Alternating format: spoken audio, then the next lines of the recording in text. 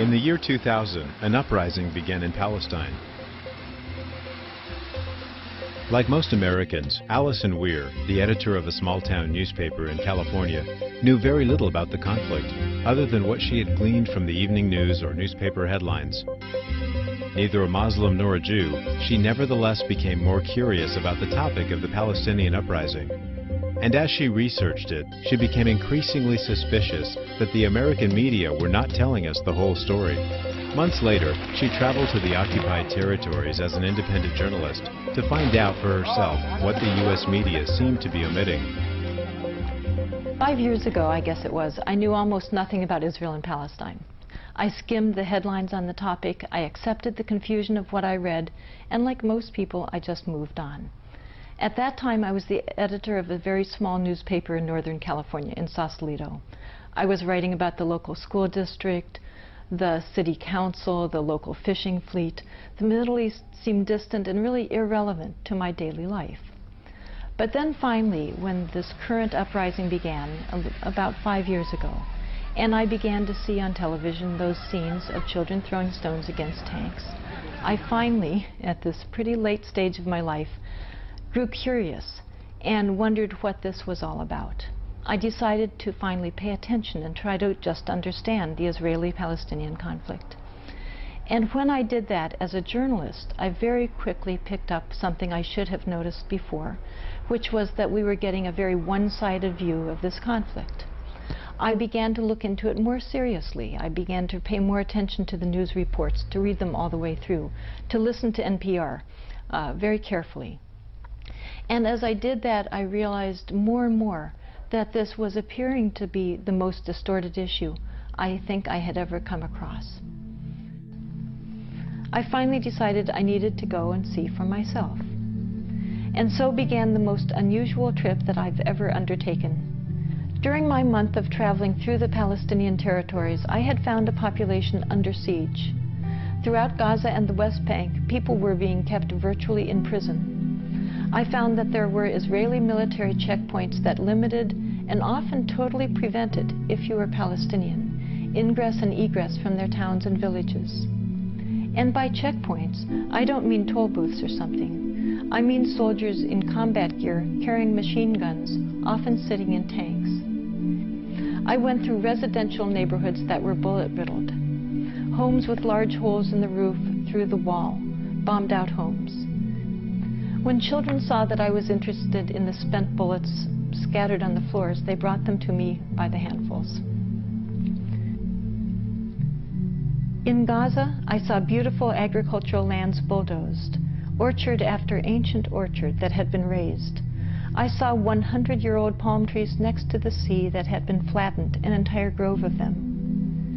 I saw families whose breadwinners at that time had been out of work for 5 months, now it's 5 years, because they were not allowed out of their towns to go to their work. I met people who were the only ones still working for an extended family of 40. This is the reality in occupied Palestine. I talked to women living in tin shanties and tents in the dirt. They had had homes. They were not inherently penniless people. One woman had had 2 homes. One was for her son, who had just gotten married. But Israel had wanted their land, so it had bulldozed their homes. Since thousands of children, literally, have been injured by American weapons, they're not hard to find. I saw boys with holes through their stomachs, in their heads, in their backs. I saw a brain-dead 12-year-old. He had dared to throw stones at Uzi-carrying, tank-wielding soldiers. I saw boys who will never walk again. They won't skip, they won't have children, they won't frolic.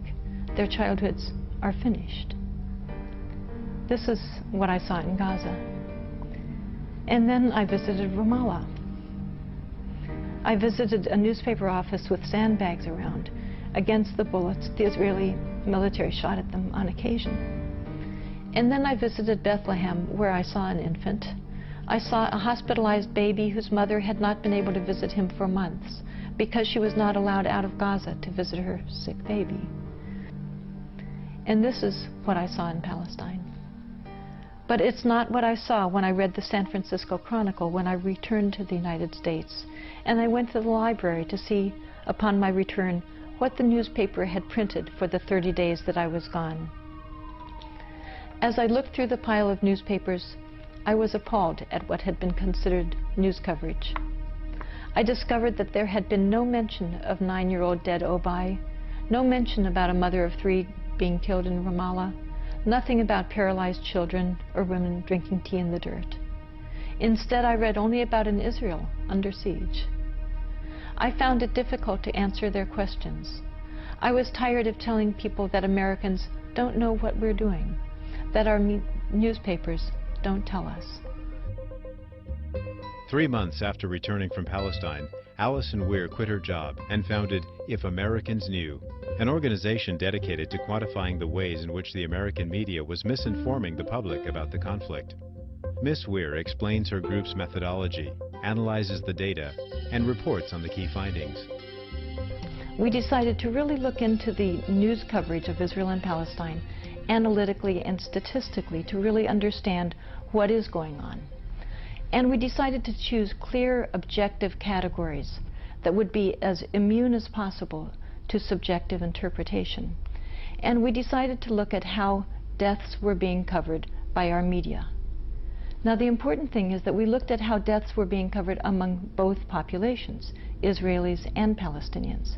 It's my view, and I'm sure yours, that they're all human beings, that all human beings' deaths are equally tragic and quite newsworthy. We looked at the first year because that's such a significant period. First impressions are so powerful. They lead us all to conclude about who initiated the violence, who is retaliating, who is the victim, who is the aggressor. It's very significant. Then we decided to also look at the coverage for last year, for 2004, to see if any patterns we discovered in the first year were then continued in the second year, or whether coverage changed significantly. We specifically studied the New York Times and the 3 major networks. We looked at ABC, CBS, and NBC, their evening primetime news shows. Now, to do this study, the first job was a very sad job, to discover how many people had been killed during those 2 years, how many Israelis and how many Palestinians. And to learn that fact, we went to an Israeli human rights organization, B'Tselem, which is very respected and quite careful in its gathering of data. It gathers information for both Israelis and Palestinians. So in looking into how many people had been killed in that first year, we discovered that 165 Israelis had tragically been killed by Palestinians, and that 549 Palestinians had tragically been killed by Israelis. In 2004, what you discover is that 107 Israelis had been killed, which was a reduction. It was about 30% less than the first year. So they had experienced a calmer period of time.